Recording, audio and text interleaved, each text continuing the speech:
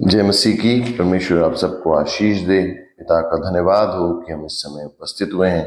मैं आइजैक आपका वेलकम करता हूं परमेश्वर के इस अद्भुत समय में, जिस समय उसने हमें चुना है कि हम उसके पवित्र वचन की ओर ध्यान दे सकें, सीख सकें, समझ सकें। आइए हम एक छोटी सी प्रार्थना करते हैं। प्रभु, धन्यवाद देते हैं कि तूने हमें समय दिया हमारे जीवनों में प्रभु, ताकि परमेश्वर हम तेरे पवित्र वचन को देख सकें, जान सकें। पिता खुदा, मैं दुआ करता हूँ हम सब के लिए प्रभु, अपनी पवित्र आशीषों से हमें भर, अपने अनुग्रह में हमें भरता चला जा पिता, ताकि हम तेरे पवित्र वचन को समझ सकें, जान सकें पिता, और जैसा तू चाहता है प्रभु हम ऐसा जीवन जी सकें। पिता हम सबको आशीषित कर तेरी आशीषों से, तेरे अनुग्रह से, तेरे प्रेम से प्रभु। हम सबके पास बहुत सारे सवाल होते हैं अपने जीवन में पिता, और हम सारे सवालों को लेकर केवल एक तेरे पास आते हैं प्रभु, क्योंकि हम जानते हैं उद्धार केवल तेरे पास है प्रभु, महिमा केवल तेरी है पिता। खुदा, मनुष्य का हर घमंड हटाया जाए प्रभु, और केवल तेरी महिमा होने पाए। यीशु मसीह के नाम से दुआ मांगते हैं, आमीन।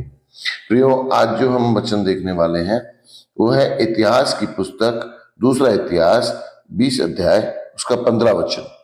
यहाँ पे लिखा है,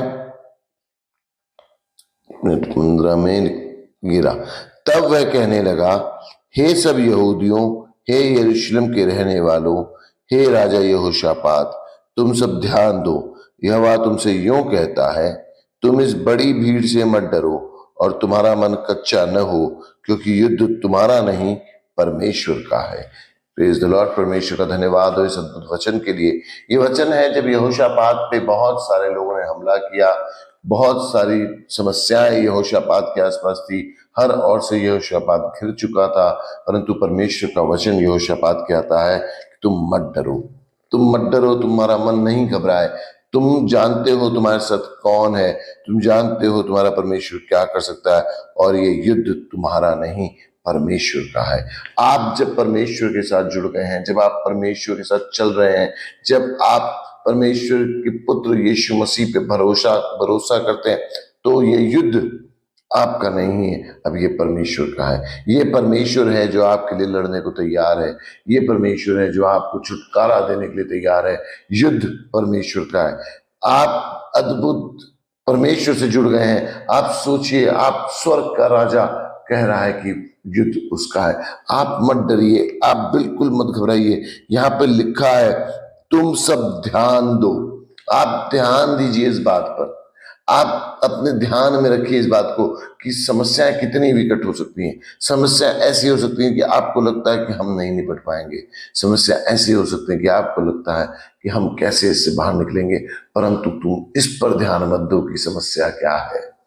आपका ध्यान कहां पर है, यही आपकी जीत और हार को डिसाइड करेगा। आपका ध्यान क्या आपकी समस्याओं पर है? क्या आपका ध्यान आपकी होने वाली मुसीबतों पर है? आपका ध्यान का आपकी असफलताओं पर है? नहीं प्रियो, आपका ध्यान वहां नहीं चलेगा। आपका ध्यान होना चाहिए कि आपका परमेश्वर ने वादा किया है, युद्ध उसका है। आपका परमेश्वर बड़ा है। आपका सारा ध्यान उस तरफ होना चाहिए, उसकी बातों पर होना चाहिए। भीड़ से मत डरिए, लोगों से मत डरिए, समस्याओं की भीड़ों से मत डरिए। हो सकता है समस्या एक नहीं, दो नहीं, दर्जनों हो, लेकिन मत डरिए। आपका परमेश्वर उन सबसे बड़ा है। तुम्हारा मन कच्चा ना हो। कच्चा मन मत कीजिए। एक मन में अजीब सा एक भय, घबराहट, ये मन टूटा नहीं है, ये कच्चा है। इसके अंदर नए नए विचार उठ रहे हैं, कभी परमेश्वर के विरुद्ध में, कभी दूसरी तरफ देखने के लिए, कभी किसी और चीज की ओर भरोसा रखने के लिए। लेकिन परमेश्वर का वचन कहता है, मन कच्चा मत कीजिएगा, प्लीज आप रुके रहिए, क्योंकि युद्ध परमेश्वर का है। Praise the Lord. एक वचन और देखिए, ड्यूटेरोनॉमी व्यवस्था विवरण की पुस्तक उसका 20 का 4 लिखा है, क्योंकि तुम्हारा परमेश्वर यहोवा तुम्हारे शत्रुओं से युद्ध करने और तुम्हें बचाने के लिए तुम्हारे संग संग चलता है। आपका परमेश्वर आपके साथ साथ चल रहा है, आपको बचाने के लिए। आप कितनी बड़ी मुसीबतों से निकल रहे हो, परमेश्वर का वचन कहता है वो आपको बचाने के लिए आपके साथ साथ चल रहा है। वो तुम्हें छुड़ाने के लिए तुम्हारे साथ चलता है, तुम्हें बचाने के लिए तुम्हारे साथ चलता है, युद्ध करने के लिए तुम्हारे साथ चलता है। आपको युद्ध नहीं करना है। सबसे इंपॉर्टेंट चीज है, आपको युद्ध नहीं करना। युद्ध परमेश्वर का। आपका झगड़ा किसी शारीरिक चीज से नहीं है, आपका झगड़ा किसी मनुष्य से नहीं है, भले उसने आपका कुछ बिगाड़ा हो। मत बुरा भला बोलिए किसी को, मत किसी के लिए कुछ कहिए। आपका युद्ध परमेश्वर का, और परमेश्वर आत्मा है, उसकी लड़ाई आत्मिक है, उस पर छोड़िए आप। बाइबल कहती है तुम्हारा झगड़ा, तुम्हारी लड़ाई मांस और लहू से नहीं परंतु आत्मिक ताकतों से है।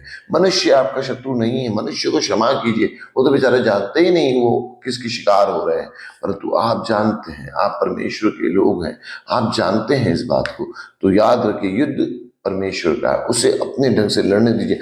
आपका हमारा काम है केवल अपने आप को प्रार्थनाओं में लगाए रखना। देखिए यूहन्ना की पुस्तक 14:1 में यीशु मसीह ने कहा, तुम्हारा मन व्याकुल न हो, परमेश्वर पर विश्वास रखो और मुझ पर भी विश्वास रखो। तुम्हारा मन व्याकुल न हो, परमेश्वर पर विश्वास रखो, मुझ पर भी विश्वास रखो। ये वचन यीशु मसीह ने कहा अपने चेलों से जब यीशु मसीह क्रूस पर जाने वाले थे। ये वो रात है, उन्हें पता था कि इसके बाद अपने चेलों से अकेले नहीं मिलेंगे, उन्हें क्रूसीफाई कर दिया जाएगा, उन्हें क्रूस पर चढ़ा दिया जाएगा।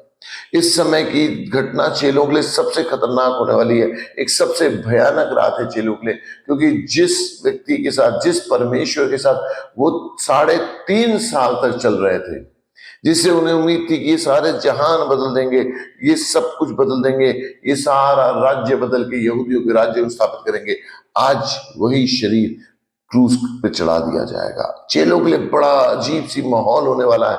और क्या बात है, यीशु मसीह कहते हैं तुम्हारा मन व्याकुल ना हो। इस परिस्थिति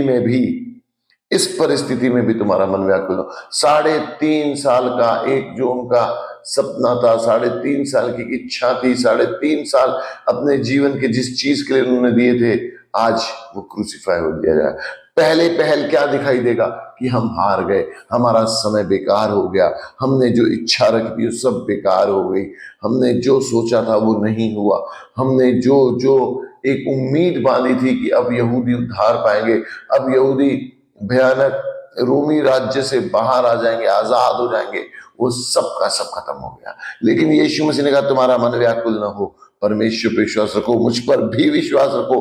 भले आज तुम्हें लग रहा है कि ये नहीं होगा, तुम्हें लग रहा है कि सब कुछ खत्म हो गया, परंतु विश्वास रखो मैं खत्म नहीं करूंगा। जब तक कि मैं सब कुछ खत्म न कर दूं, जब तक मैं इन सारे बंधनों को तोड़ न दूं, मैं कहीं नहीं जाने वाला।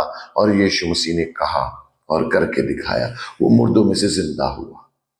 आपका मन न घबराए, क्योंकि आप असफलताओं के सामने दिख रहे हैं, लेकिन याद रखिए उनके परे परमेश्वर काम कर रहा है, आप लज्जित नहीं होंगे। Praise God. परमेश्वर का वचन याद कीजिए, यूहन्ना की पुस्तक 11 अध्याय में एक घटना है जहां लाजर मर गया है। सबको लग रहा है लाजर खत्म हो गया, इसके बाद कुछ नहीं होगा। 4 दिन हो गए हैं, कुछ नहीं बदला है। उसकी बहनें मार्था और मरियम रो रही हैं, सब कुछ अजीब है। वहां पर जो लोग हैं वो रो रहे हैं, वो उनको चुप कराने में लगे हुए हैं।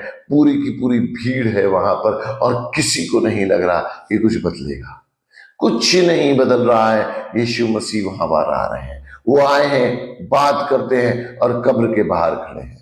अब सोचिए आपकी परिस्थितियां भी ऐसी ही हैं, आपको लग रहा है कुछ नहीं बदल रहा है, कुछ नहीं चेंज हो रहा है, न जाने क्या होगा इसके बाद। तो अब सारी पब्लिक ने भी देखा है कि इस व्यक्ति में कुछ नहीं बदल रहा, परंतु याद रखिए यीशु मसीह अगर वहां है तो उसका एक शब्द था लाजर के लिए, लाजर बाहर आ, और लाजर जिंदा था। एक परमेश्वर का वचन आपकी परिस्थितियों को बदलने के लिए ताकत है, वो काफी है आप सबके लिए, हम सब के लिए वो वचन, एक वचन यीशु मसीह का काफी है। अपनी परिस्थितियों पे यीशु मसीह के वचन बोलना सीखिए।